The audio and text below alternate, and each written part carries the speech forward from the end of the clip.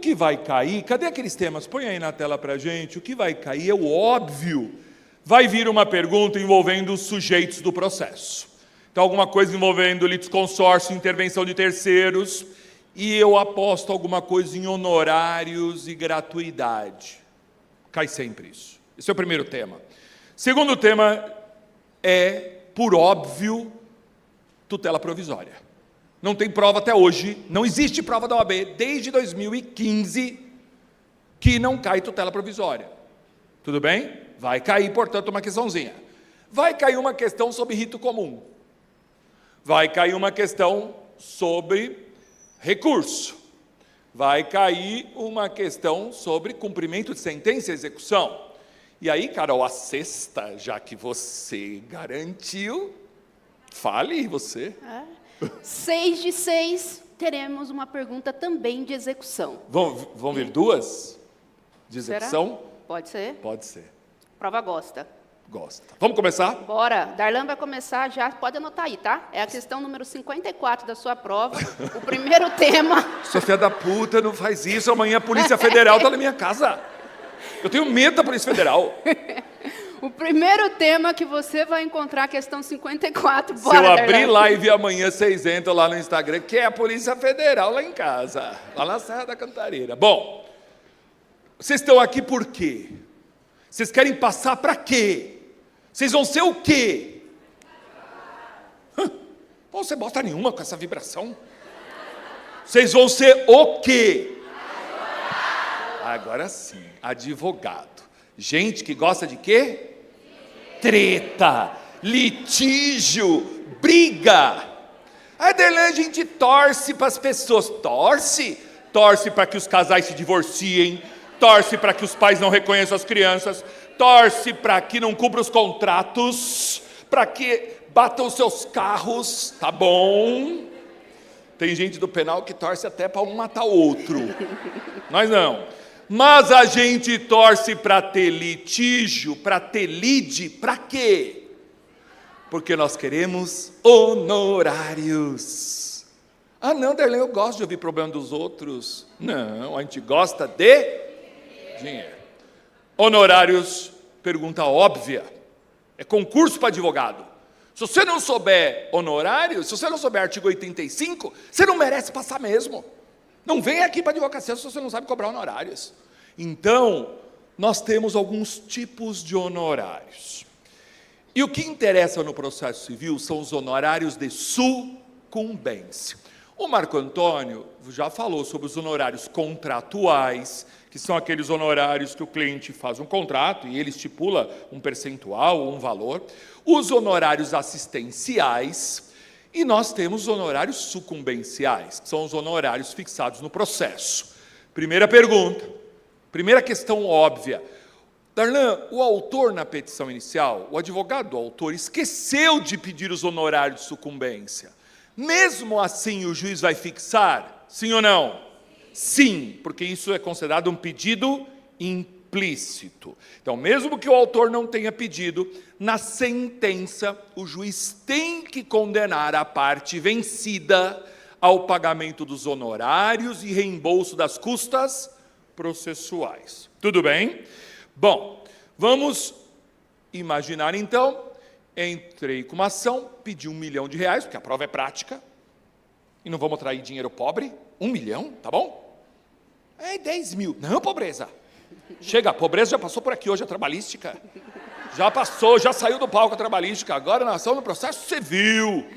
Né? R$1 milhão, pedi na minha petição inicial, entrei com a ação, o juiz deu a sentença de procedência do pedido, condena de 10% a 20%. Mas eu acho que é muito dinheiro, juiz, você sabe, né? Não vou. Tem juiz aqui na sala? Tem juiz aqui no auditório? Não, já foram. Tá ali atrás. Já, tá ali. Juiz, ó, né? Para honorários. Aí o juiz fala, não, 1 milhão é muito, vou fixar em R$10 mil. Pode? Se a causa tiver fim econômico certo, se houver condenação em valor certo, os honorários obrigatoriamente serão de 10 a 20 sobre o valor da condenação e não podem ser estimados. Tudo bem? Isso é um precedente vinculante. Isso pode cair. Beleza? Bom, Outro problema, vamos imaginar que a pessoa pediu 1 milhão e o juiz julgou procedente para fixar em 700 mil. Tudo bem? Julgou parcialmente procedente. Quem saiu vencido? Ai, meu Deus, a prova é domingo. Agora me deu uma insegurança. Se eu preparei vocês direito. Pediu 1 milhão, o juiz deu 700 mil. Quem saiu vencido? Os dois. Um saiu vencido em 700 e o outro saiu vencido em 300. Tudo bem? Sucumbência recíproca, os dois podem recorrer, você já sabe disso. Muito bem. Como vai ser a fixação dos honorários? Quem sai condenado em honorário de sucumbência nesse caso? Os dois. Então o juiz vai fixar de 10 a 20 sobre 700 e de 10 a 20 sobre 300. Continha fácil. Eu não sei matemática. Não precisa. Até criança que está aqui sabe fazer essa conta. Tudo bem? Então, não há compensação de honorários em caso de sucumbência recíproca. Os dois saem condenados. Tudo bem? E uma dica, porque na hora da prova mais valem as dicas. Se tiver uma pergunta sobre honorários, ou coisa que envolva advogado, responda a alternativa que favorece quem? O juiz? Que favorece quem? A advocacia. Então, se tiver uma pergunta assim, vou dar um exemplo. O processo correu inteiro e o juiz esqueceu de fixar os honorários de sucumbência. E o lerdo do advogado não embargou. Deveria ter feito embargo, né, gente? Saiu uma sentença sem honorários, saiu um acórdão sem honorários, você embarga. Mas o lerdo não embargou. Transitou em julgado sem os honorários. Posso fazer uma nova ação para pedir os honorários de sucumbência? Olha, uns não. A resposta é sempre, se você não sabe, vá a favor da advocacia. Então a resposta é sim. Transitou em julgado sem honorários, eu posso fazer uma nova ação para pedir os honorários. Falamos da riqueza, vamos para a pobreza. Gratuidade. A gente sabe que, e o Supremo ontem mudou o entendimento. Não vai cair na prova dos 6. Você viu? Ah, como você não viu, você vê tudo. Ontem o Supremo formou maioria para fixar um valor base.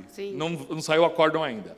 Mas a gente sabe que gratuidade não tem valor. Gratuidade é relativa, depende do processo.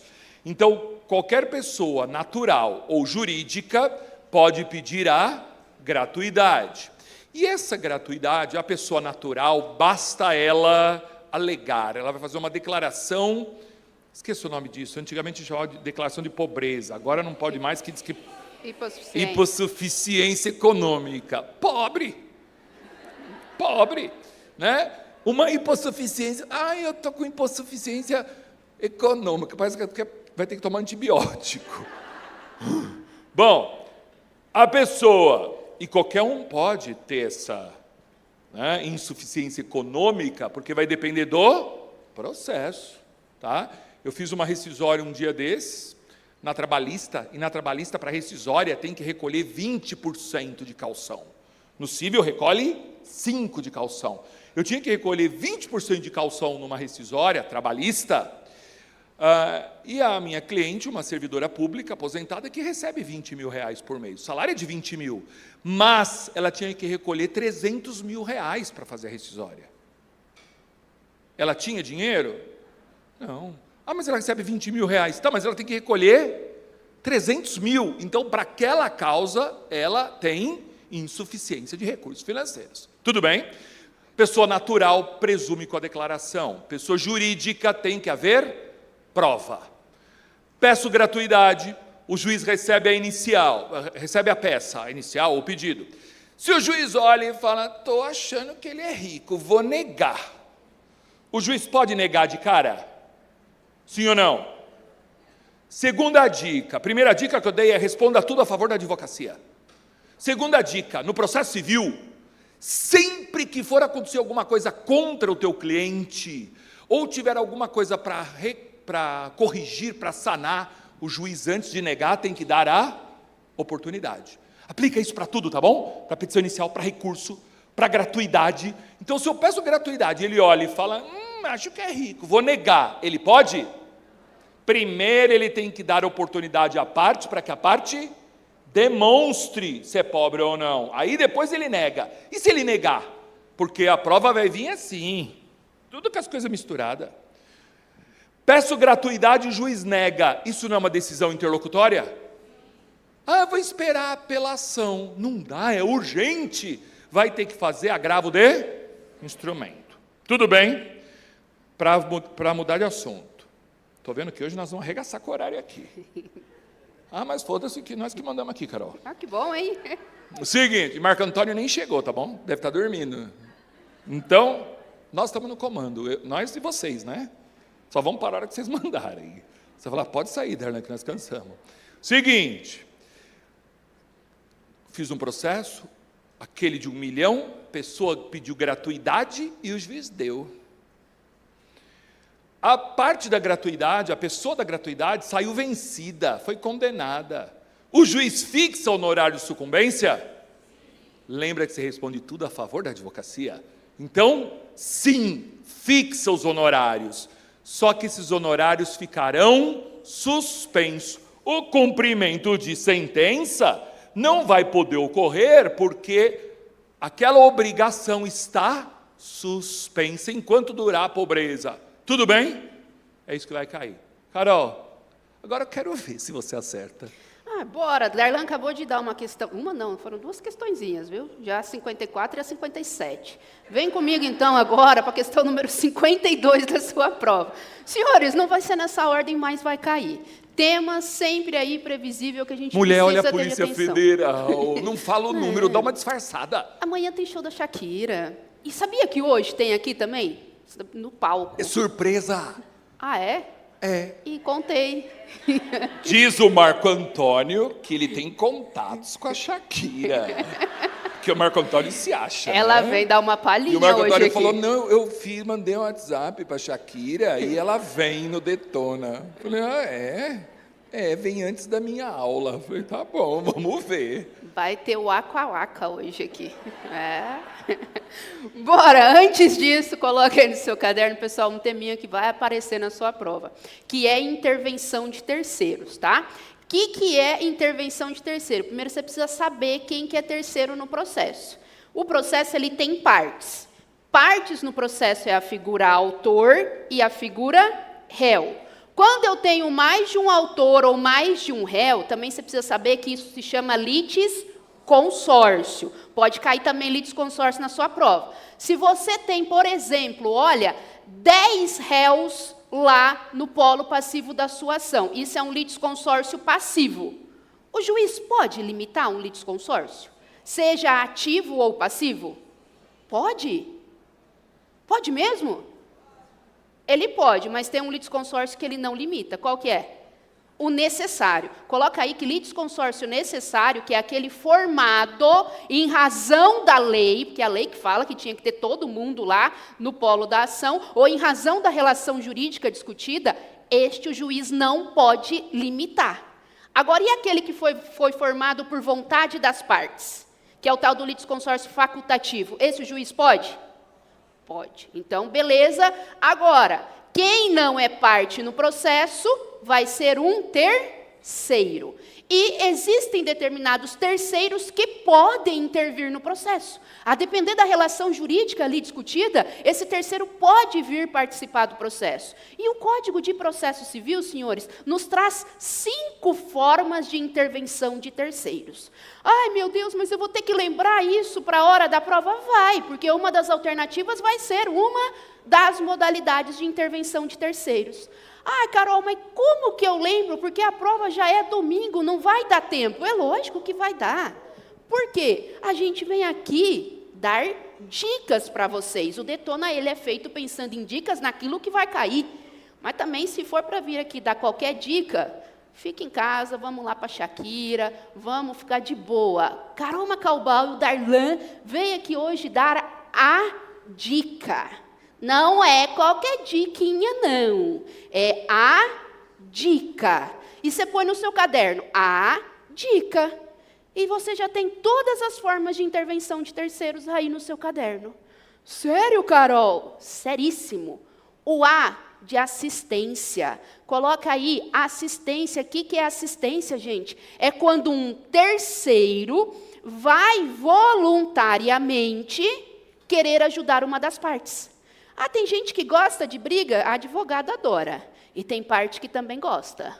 Olha, tem uma cliente que me mandou uma mensagem essa semana, gravou um áudio, Jesus amado, de 8 minutos lá falando, e aí eu falei, não, essa ação não tem jeito não, viu? Essa não rola, nem entra que você vai perder. Aí ontem eu vi que tinha um outro áudio, aí embaixo, essa é trabalhista, uma outra ação, ó, gosta de briga. E tem partes que gostam também, fala, cara, eu vou lá ajudar.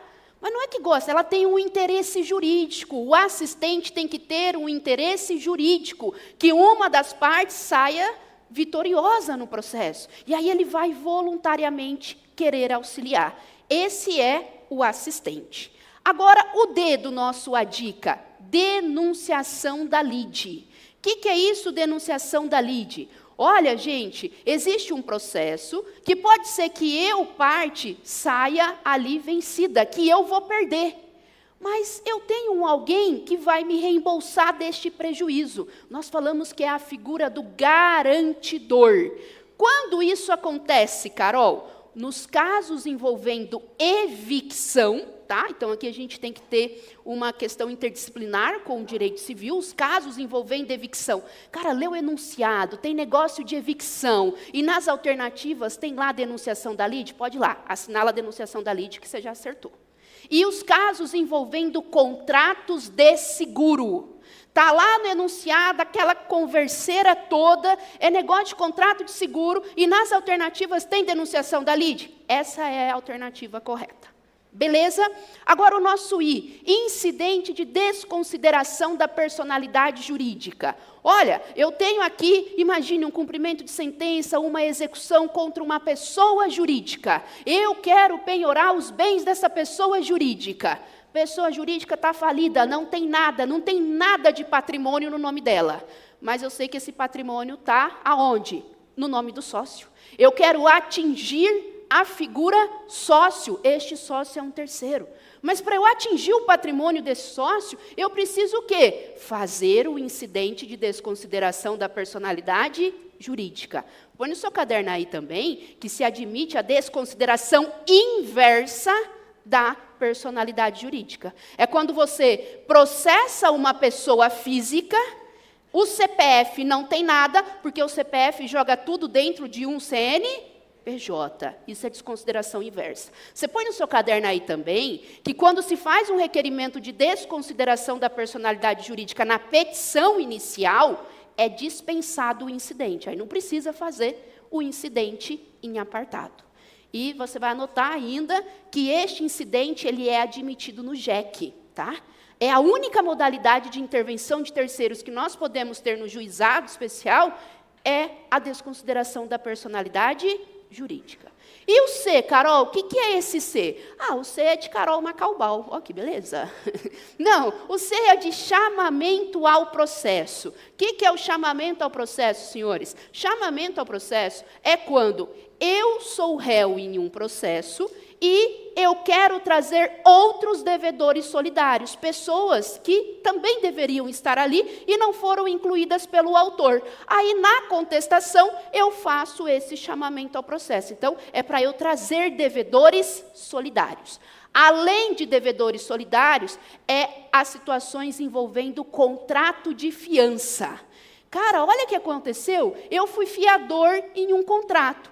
E eu, fiador, sou réu agora desta ação. Mas eu quero trazer quem? O afiançado, aquele que eu garanti. Ou eu quero trazer outros fiadores. Está além denunciado. Denunciado fala lá aquela conversação sobre fiança. Tem chamamento ao processo nas alternativas? pode assinalar chamamento ao processo. E, finalmente, o nosso amicus curiae, tá? O que é esse amicus curiae? O amicus curiae, ele é o amigo da corte. Na verdade, ele vai auxiliar quem, gente? O julgador. Ele não vai auxiliar uma das partes. Ele vai auxiliar o julgador, porque trata-se ali de um assunto que tem uma certa relevância para se discutir, e aí vem esse terceiro auxiliar o julgador.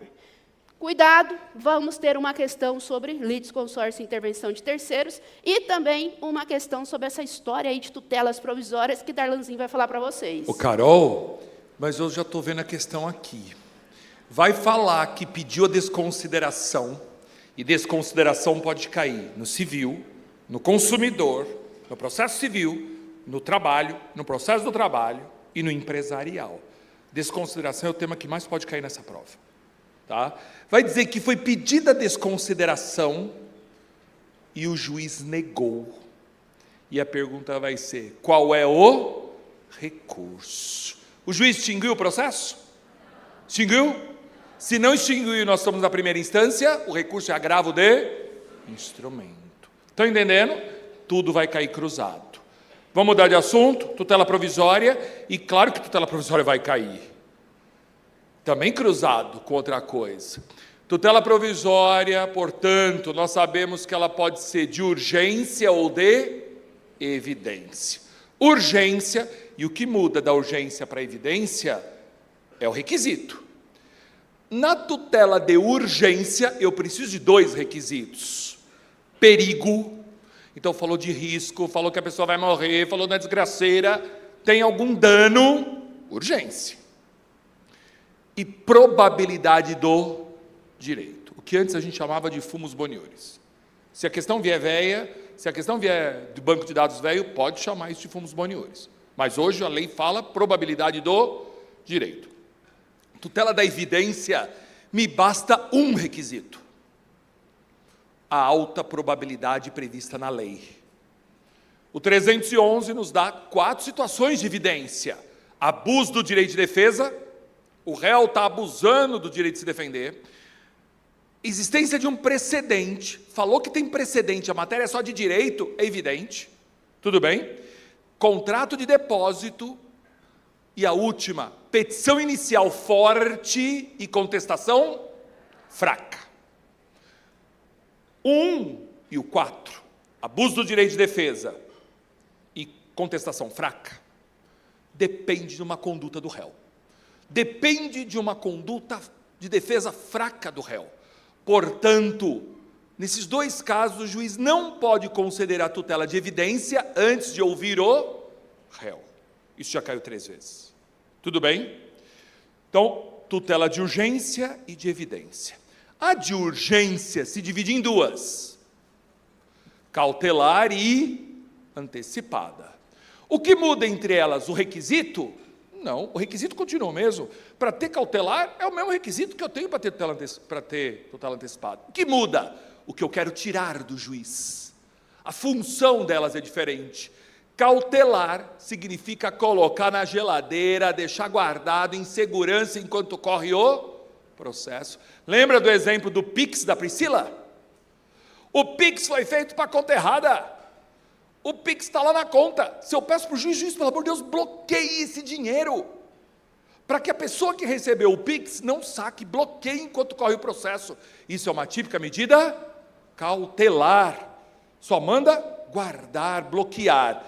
Juiz, o dinheiro foi mandado para a conta errada, mas eu preciso do dinheiro para pagar o 13º dos funcionários.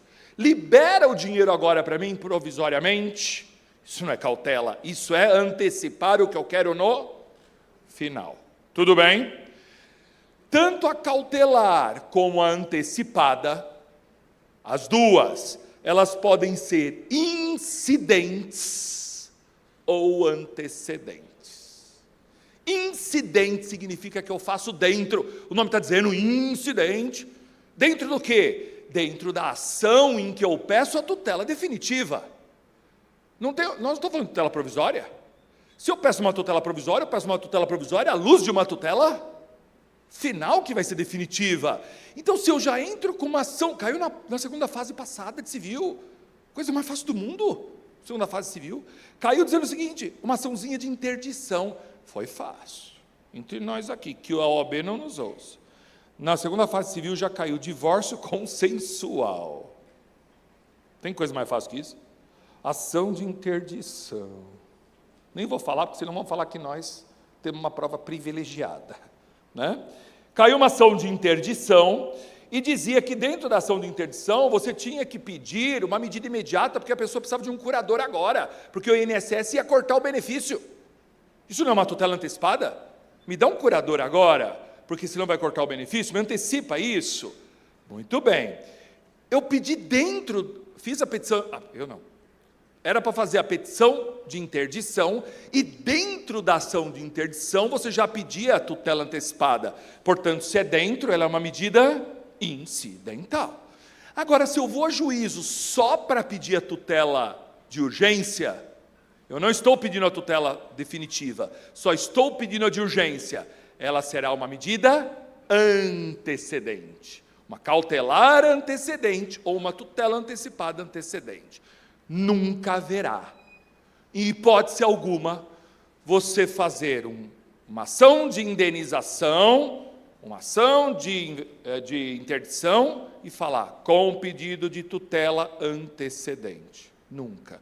Porque se você já está fazendo ação, sempre ela será incidente. A antecedente, ela não vem junto com ninguém, ela vem sozinha. Essa é uma pegadinha. Antecedente vem, tudo bem, isso vai cair. Pedir tutela provisória, o juiz negou, concedeu, cabe o quê? Agravo de instrumento, se foi na primeira instância. Se eu pedir no tribunal, agravo interno, porque é decisão do relator. Ok? Podemos mudar de assunto? Entenderam mesmo? Podemos mudar de assunto de tutela provisória? Certeza? Jesus, o que é isso? Alguém atende isso, porque eu não sei nem como funciona. É no meu que está tocando? Que Atende, tá Carol. chamando. Alô? Oi, professor Darlan. Acho que entendi bem a diferença entre as tutelas provisórias. Agora já sei que as tutelas de urgência podem ser incidentes ou antecedentes. Mas fiquei com uma dúvida. É verdade que a tutela provisória pode ser estabilizada? Isso. Eu estou tão assustado que eu não sei nem o que ele perguntou. O que fez essa ligação? O robô estava sumido.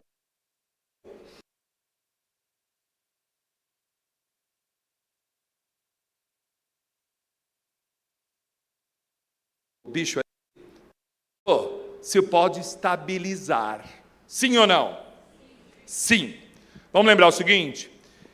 Se pede tutela antecedente, tutela antecipada, isso não serve para cautelar, só para tutela antecipada. Pede tutela antecipada, o juiz vai extinguir o processo. E essa liminar, que em tese dependeria da confirmação de uma tutela definitiva, não precisa, ela ficará estável. Ai, não estou visualizando, visualiza. Vamos imaginar que uma pessoa precisa de um medicamento de alto custo, pode ser? Que tem que ser entregue mensalmente. Tudo bem? Entro com uma tutela antecipada antecedente para obrigar o plano de saúde a dar um medicamento de alto custo. Não entrei com ação para pedir tudo, só a tutela antecedente. O juiz dá a liminar, plano, entregue o medicamento. E o plano não agrava. O que o juiz vai fazer? Extingue o processo. Mas e a liminar? Caiu? Não, o plano vai ter que continuar a dar o medicamento, mesmo com o processo extinto, sem a tutela definitiva, porque aquela liminar se tornou estável. Qualquer parte poderá, em até 2 anos, entrar com uma ação de procedimento comum para desfazer a estabilização. Tudo bem até aqui? Vamos mudar de assunto? Caroline. Bora então, senhores. Bom, e fique esperta, porque pode aparecer esse bicho aí. Vai ligar aqui de novo o negócio, hein? Gente, seguinte, o nosso próximo tema, só um adendo do que o Darlan finalizou a aula aqui, Para rever, tá, uma tutela estabilizada é uma ação de procedimento comum. Cai lá na prova falando que é ação rescisória. Não é ação rescisória, tá? Puxa uma flechinha aí, não vai ser ação rescisória. Procedimento comum seria uma eventual ação revisional. Não é ação rescisória. Bom, agora sim o nosso próximo tema, procedimento comum. Carol, o que é isso, procedimento comum? Procedimento comum significa como que ocorrerão os atos processuais do curso ali do seu processo. O que a gente precisa ter de atenção de procedimento comum? Como todo processo, ele vai começar com uma petição inicial. Quando a gente fala em petição inicial, pode ir lá e fazer de qualquer jeito? Não, tem que cumprir 319. Ih, caramba, não cumpri 319, que eu não estava bem da cabeça lá na hora que eu fiz a minha petição inicial. De cara, o juiz já vai indeferir a petição inicial? Não. Se for possível sanar o vício, o juiz vai conceder um prazo de 15 dias para que o autor faça a emenda da petição inicial. E quando o autor esquece de juntar documento indispensável para a propositura da ação, o juiz vai conceder 15 dias para que o autor faça o quê? Completar. Petição inicial. Faltou o documento, é completar. Agora, os outros problemas 319 é emendar. O juiz manda emendar, o juiz manda completar e o autor fala, ninguém manda em mim, eu não vou fazer nada, porque ele é rebelde. O que vai acontecer com esse processo? Vai ser extinto. Com ou sem resolução? Sem, porque a petição inicial vai ser indeferida. Dessa sentença que indeferiu petição inicial, cabe recurso? Sim. De sentença cabe que recurso? A apelação. E neste caso específico de indeferimento de petição inicial, o recurso de apelação vai ter juízo de retratação no prazo de 5 dias. Tá bom, Carol, tem problema nenhum com petição inicial, o juiz já vai, então, determinar a citação do réu? Não, o juiz vai ver se não é caso de improcedência liminar do pedido, que é o 332 do CPC. Os casos de improcedência liminar do pedido é quando o juiz já analisa o mérito, fala que o autor não tem aquele direito, antes mesmo de citar o réu. E quando o juiz fala, julgo liminarmente improcedente o pedido do autor, isso também vai ser uma sentença. E de sentença cabe recurso de apelação. Em caso de improcedência liminar do pedido, o recurso de apelação também terá juízo de retratação de 5 dias. Vai cair isso na prova, tá? Anotaram? Beleza. Agora o seguinte, petição inicial admitida, linda, maravilhosa, não foi caso de improcedência liminar do pedido. O próximo passo, aí sim, é o juiz determinar a citação do réu. No procedimento comum, o réu é citado, em regra, para fazer o quê? Se defender? Apresentar contestação? Prova domingo. Procedimento comum, o réu é citado para comparecer a uma audiência de conciliação ou mediação. Carol, mas ele é obrigado a ir, o autor e o réu? É, porque se não for, vai acontecer o quê? Multa. Põe aí, ausência das partes, uma ausência injustificada na audiência de conciliação ou mediação, vai ter como penalidade uma aplicação de multa de até 2%, tá, do valor da causa. Ah, essa multa vai para outra parte?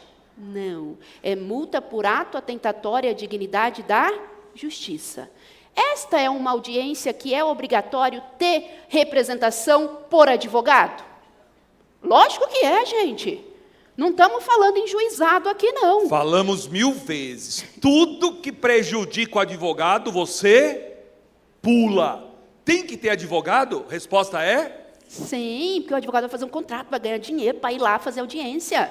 Então, precisamos ter advogado. A parte nesta audiência pode ser representada por alguém ou tem que ser ela mesma ir lá para essa audiência? Pode ser representado, só que aí nós vamos precisar ter um instrumento com poderes especiais para fins de se fazer acordo, transigir, negociar. Belezinha, gente? Bom, foi lá nessa audiência, não teve acordo. O processo vai continuar. Aí sim, nós vamos ter o prazo de contestação. Aí sim, é agora o momento de defesa. Qual que é o prazo que a gente tem para se defender? 15 dias, contados da data da audiência infrutífera. Mas tem algum caso que essa audiência pode não ocorrer? Sim. O que vocês precisam saber? Essa audiência ela pode ser cancelada. Ela foi marcada, mas ela pode ser cancelada. Quando que isso vai acontecer? Quando o autor, lá na petição inicial, falou que não queria, e além do autor falou que não queria essa audiência, o réu também tem que ir lá no processo e falar que não tem interesse.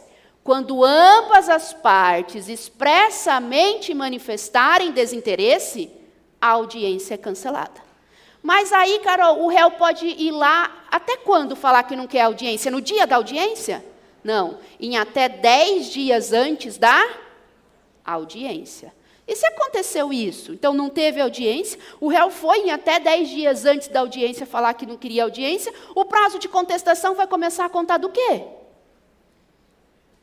Da data do protocolo do pedido de cancelamento.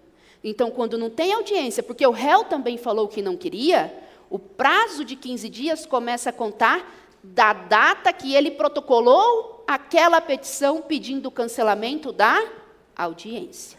E aqui, para a gente encerrar o procedimento comum e já pular para o nosso próximo tema, gente, quando a gente fala em contestação, nós estamos falando na defesa do réu. Mas é possível que este réu, além de se defender, possa pedir alguma coisa contra o autor? Sim, isso se chama o quê? Reconvenção. E coloque na sua cabeça, a reconvenção ela pode envolver terceiros. A reconvenção pode ser contra o autor e um terceiro. Pode ser o réu juntamente com um terceiro. E se eu não contestar? Cara, não vou contestar, eu reconheço o pedido, eu não tenho matéria de defesa, mas eu quero pedir alguma coisa contra o autor. Eu posso fazer reconvenção mesmo que eu não apresente contestação? Sim, o nosso sistema admite reconvenção autônoma. E quando eu faço reconvenção autônoma, significa que vai ser uma petição inicial distribuída por dependência.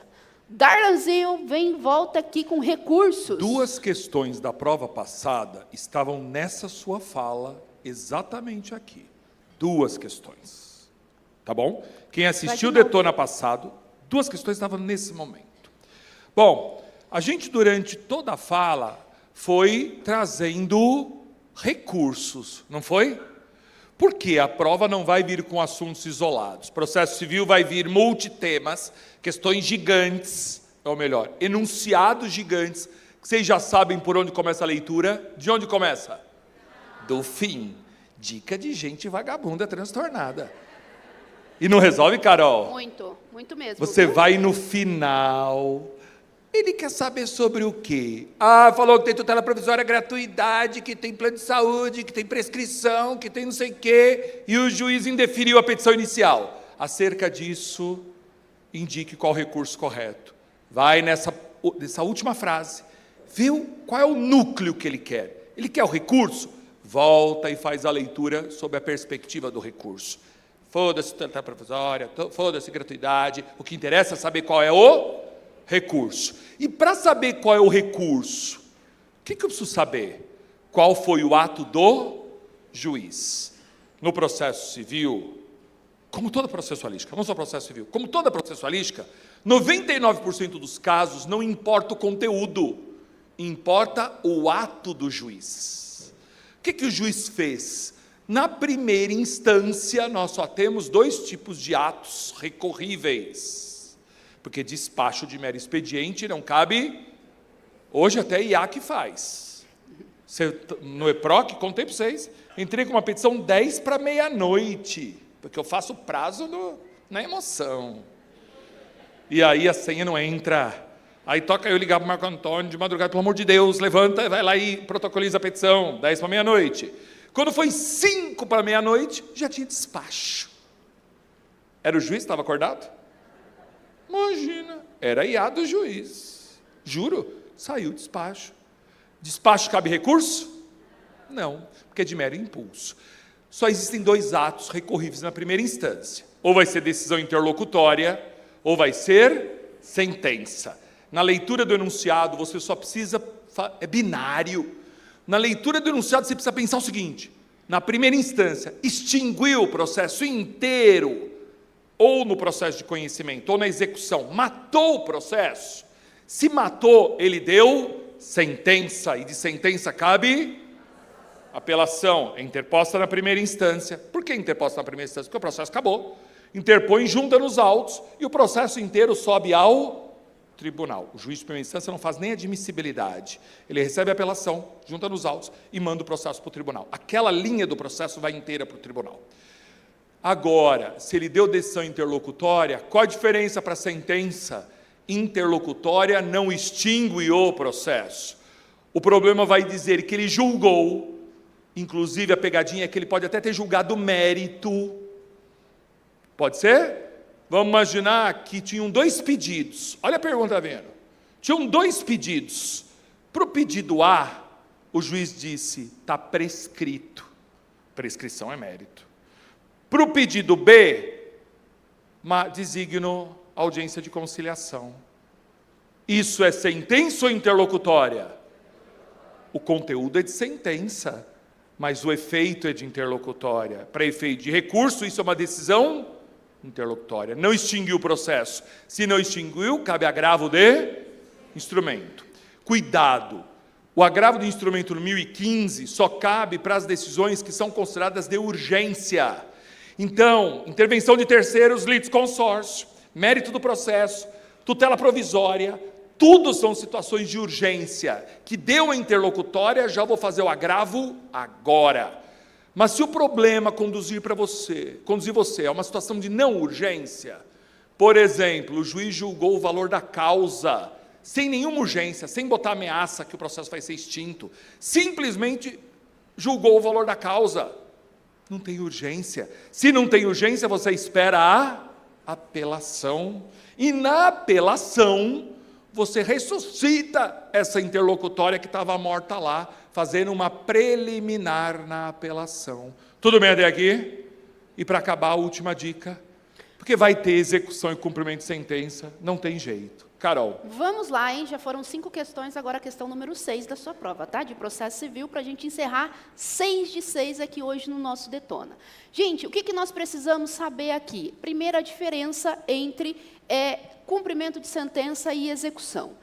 Ação de execução, processo de execução, nós vamos fazer quando nós estivermos diante de título executivo extrajudicial. É documento produzido fora do poder judiciário. O cumprimento de sentença nós fazemos quando nós estaremos diante de título executivo judicial, documento produzido dentro do poder judiciário, por exemplo, as decisões judiciais. Mas puxa já uma observação aí, que sentença arbitral, ela é produzida fora do judiciário, na Câmara Arbitral, mas ela é considerada título executivo judicial. Então tem que ter cumprimento de sentença. Tanto a ação de execução como cumprimento de sentença tem por objetivo forçar o cumprimento de uma obrigação. Tem que pagar, não vai obrigar. Precisa fazer alguma coisa? Vai obrigar a fazer alguma coisa. O objeto de uma ação de execução ou cumprimento de sentença é forçar o cumprimento de obrigação. E, Carol, qual que é uma diferença assim, bem considerável entre estes 2 institutos?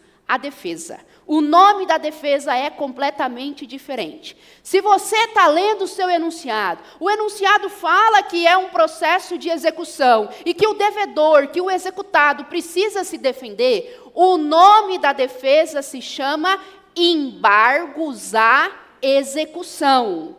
Eu acho que essa que vai ser a alternativa que vai ter que assinalar. Embargos à execução é o nome da defesa no processo de execução. E se eu estiver diante de um cumprimento de sentença e eu preciso me defender nesse cumprimento de sentença, qual que é o nome da defesa no cumprimento de sentença? Impugnação. O nome da defesa no cumprimento de sentença se chama impugnação. E, gente, se a obrigação que está sendo discutida ali envolver uma obrigação de pagar, é dinheiro, posso ter parcelamento? Posso obrigar ali ter um parcelamento, depositar 30% e o restante em até 6 parcelas corrigidas? No cumprimento de sentença, não. É vedado o parcelamento no cumprimento de sentença. Mas e se for um processo de execução? Posso ter parcelamento? Sim. Beleza? Essa foi a nossa última questão do Detona, Derlan. E a última lá da prova 6 de 6. Jesus. O que a gente vai fazer, hein, no próximo? No próximo... Acertar 6 de 6, né? Mas agora vem uma parte boa, viu, do evento. Já começamos com o esquenta da Shakira. Meu Deus, não nos comprometa, porque a gente não sabe cantar, a gente não sabe dançar, male a gente dá aula. Mas, E a gente acerta as questões. acerta, e agora vem uma parte Não, maravilhosa. mas calma, eu quero tirar uma foto. Podemos tirar uma foto? Porque a Carol é uma... O último Detona ela não pôde estar presente, e eu senti muita falta dela no último Detona aqui comigo. Ela é uma parceiraça de primeira fase, de segunda fase. A gente vai estar juntos na segunda fase de tudo que tem processo civil, Tudo. menos trabalhista e penal. Tá bom? Tirando isso, estaremos Tirando em todas as outras áreas, então tributário, eu e a Carol estaremos, administrativo, constitucional. Por quê? Porque tem processo civil, óbvio, que tem processo civil em tudo, aplicado, né, gente? Mas tem, então a gente estará junto em todas as áreas. E então, quero tirar uma foto para postar. Bora. Podemos? Vocês podem postar? Hoje ninguém está fugido, né? Tem alguém aqui extraditado, deportado? Gente, faz de conta, tá Meu na Deus, foto, travou assim que a meu gente celular. tá lá esperando a Shakira entrar, sabe? Vamos lá, Aquela vem aqui. animação. Bora. Quem não pode, baixa aí, faz assim. Porque depois não vai me ameaçar de indenização. Falei para vocês da menina, né, esses dias? Aí o curso usou minha foto. Vocês querem fazer um acordo ou eu vou esperar a justiça? Eu falei, você é muito ousada. Fia, você está em situação de desigualdade aqui. Para com essa discussão, porque eu sei reconvir. Né? Vamos para a foto.